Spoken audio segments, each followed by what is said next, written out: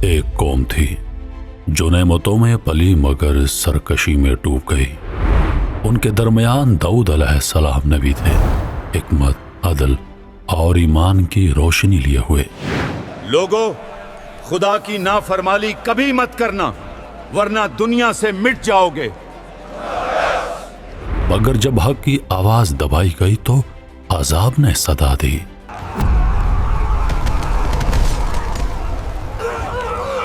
یا خدایا، یہ انسان بندر کیسے بن گئے؟ اور وہ جنہوں نے اللہ کے حکم کو ٹھکرایا انسانوں سے حیوان بن گئے۔ یہ قصہ ہے پیغمبر داؤد علیہ السلام کی قوم کا۔ رات کے سناٹے میں بیت المقدس کی پہاڑیاں خاموش ہیں، پرانے درختوں کی شاخوں سے ہوا سرسراتی ہے۔ صدیوں سے آزمائشوں میں گری بنی اسرائیل اب تھک چکی ہے۔ ظلم، بے عدالتی اور دنیا پرستی نے دلوں سے ایمان کا نور چھین لیا ہے۔ اسی اندھیرے میں اللہ ایک روشنی بھیجتا ہے، ایک نبی، ایک بادشاہ، ایک عبد صالح داؤد علیہ السلام۔ وہ نہ صرف ایک حکمران تھے بلکہ ایک زاہد، عابد اور تسبیح گو انسان تھے۔ پہاڑ ان کے ساتھ اللہ کی تسبیح کرتے، پرندے ان کے نغموں پر جھومتے اور دل ان کی عدل کی گواہی دیتے۔ ان کے ہونٹوں سے جب سبحان اللہ نکلتا تو پہاڑوں کے سائے میں بھی اللہ کی صدا گونج اٹھتی۔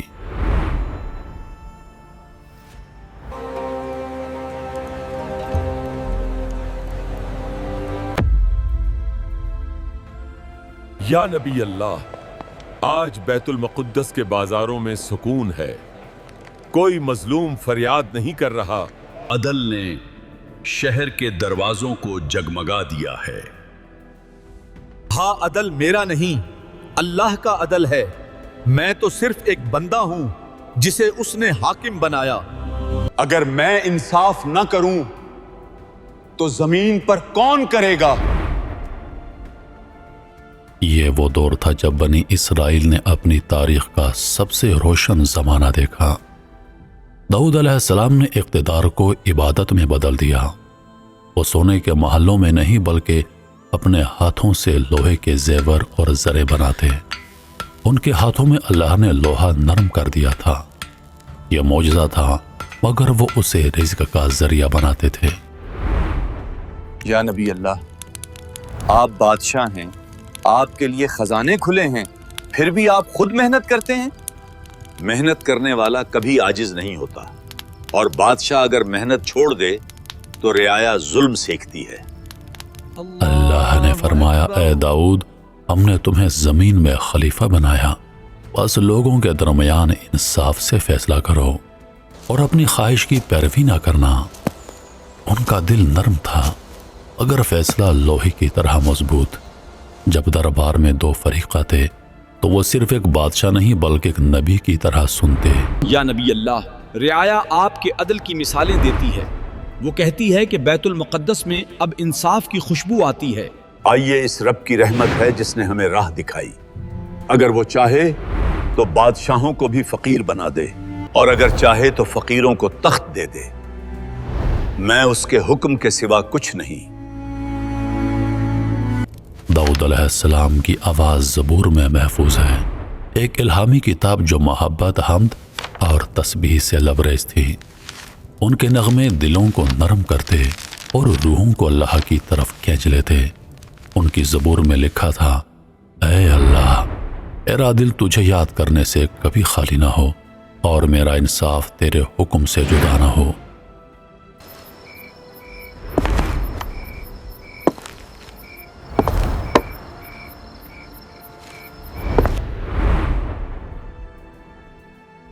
یا نبی اللہ، جب آپ زبور پڑھتے ہیں تو لگتا ہے کہ پہاڑ بھی جھک جاتے ہیں۔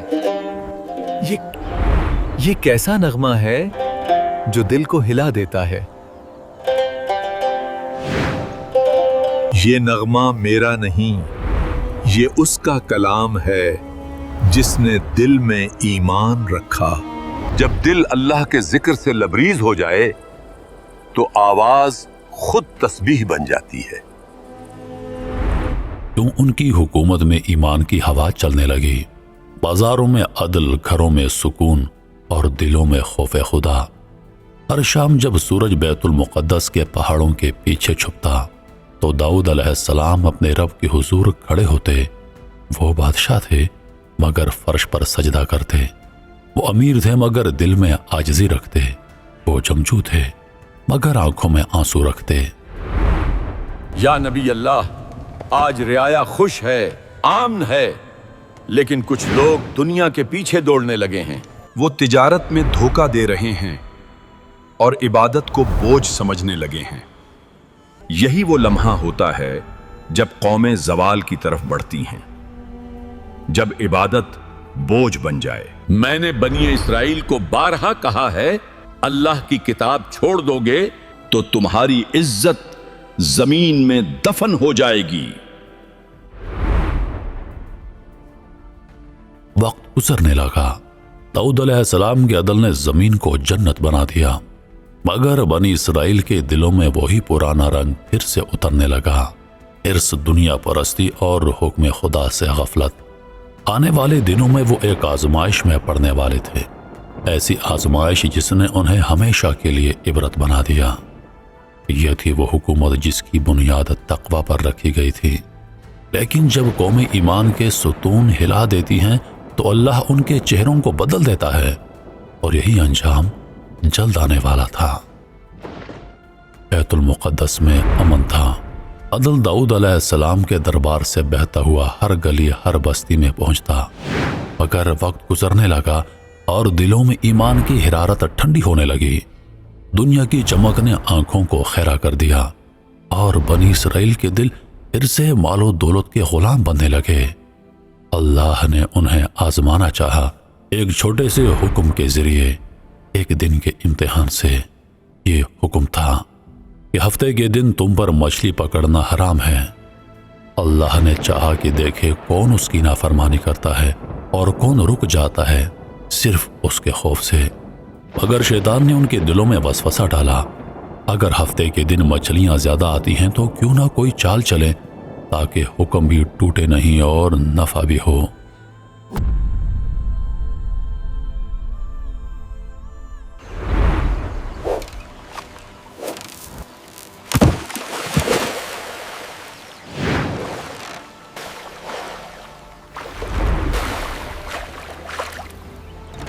भाइयों, अल्लाह ने मना किया है हफ्ते के दिन मछली पकड़ने से।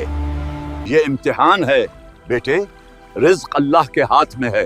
अगर वो चाहे तो खुश्क जमीन से भी मछली निकाल देगा।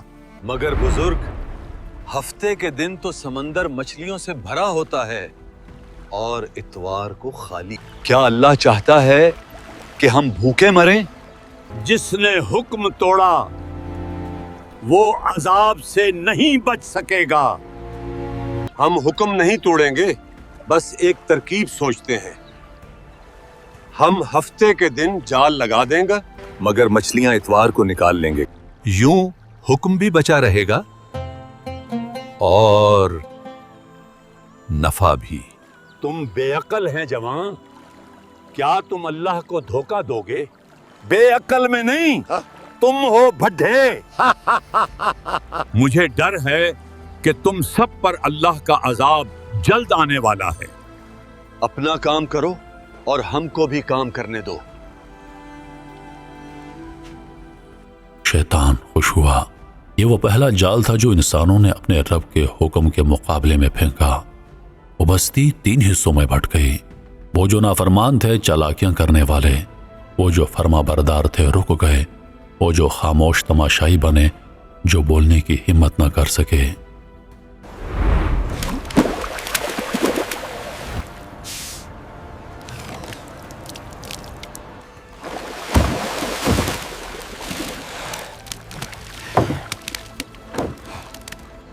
दिन गुजरते गए।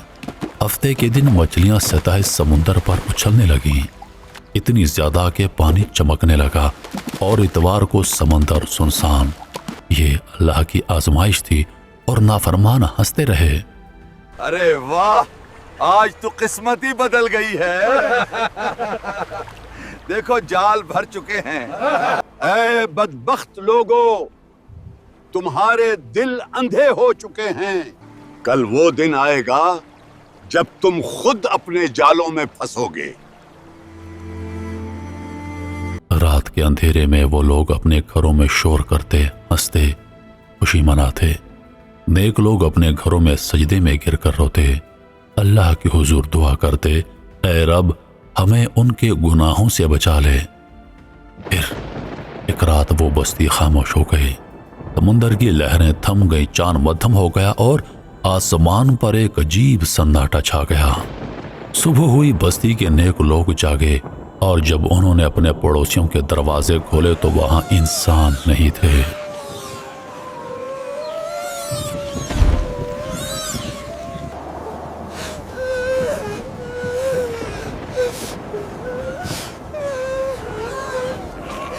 ہائے بدبختو، کاش تم اس وقت سمجھ جاتے تو آج ایسا نہ ہوتا۔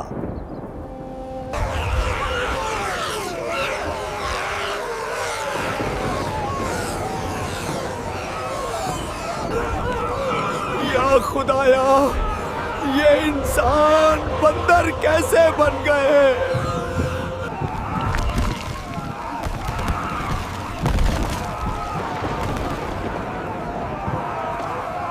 قرآن میں آیا اور ہم نے ان پر لعنت کی اور ان سے کہا بندر بن جاؤ، ذلیل و خوار۔ یہ عذاب 3 دن جاری رہا۔ وہ بندر روئے چیخے، انسانوں کو پہچانتے تھے مگر انسان ان سے نفرت کرتے۔ نیک لوگ ان کے قریب نہ گئے کیونکہ داؤد علیہ السلام نے حکم دیا تھا، اللہ کے عذاب سے الگ رہو ورنہ تم بھی اس میں شامل ہو جاؤ گے۔ اے اللہ، یہ انجام ہے نافرمانی کا۔ یہ وہی تھے جو تیرے حکم کا مذاق اڑاتے تھے، اب خود اپنی شکلوں سے شرمندہ ہیں۔ 3 دنوں کے بعد بندر مر گئے، ان کی لاشیں سمندر کی لہروں میں بہہ گئیں۔ زمین پر خاموشی چھا گئی، بستی سنسان ہو گئی، صرف ایک درس باقی رہ گیا۔ اللہ کے حکم کے مقابلے میں عقل نہیں، اطاعت چلتی ہے۔ یہ وہ قوم تھی جس نے یوم السبت کا احترام چھوڑا، جو دنیا کی لالچ میں اللہ کی سرحد پار کر گئی۔ اللہ نے انہیں مارا بلکہ ان کی شکل بدل دی تاکہ وہ عبرت بنے۔ بنی اسرائیل کی تاریخ میں یہ سیاہ باب ہمیشہ کے لیے لکھا گیا اور داؤد علیہ السلام کے دربار میں صدا گونجی۔ حضرت داؤد علیہ السلام غمگین دعا کرتے ہوئے، اے میرے رب، میری قوم کو بخش دے اور ہمیں اس انجام سے محفوظ رکھ جو تیری نافرمانی سے آتا ہے۔ ہم سب تیرے محتاج ہیں، تیری رحمت ہی ہمارا سہارا ہے۔ لہروں میں کہیں کہیں پرانی جالیاں بہہ رہی ہیں، آسمان سرخ ہو رہا ہے اور دور کہیں پہاڑوں کے درمیان سے داؤد علیہ السلام کی زبور کی آواز گونجتی ہے۔ اے انسان، تو نے کب سیکھنا ہے؟ جب تک تو اللہ کے حکم کے آگے نہیں جھکے گا، زمین تجھ سے منہ موڑ لے گی۔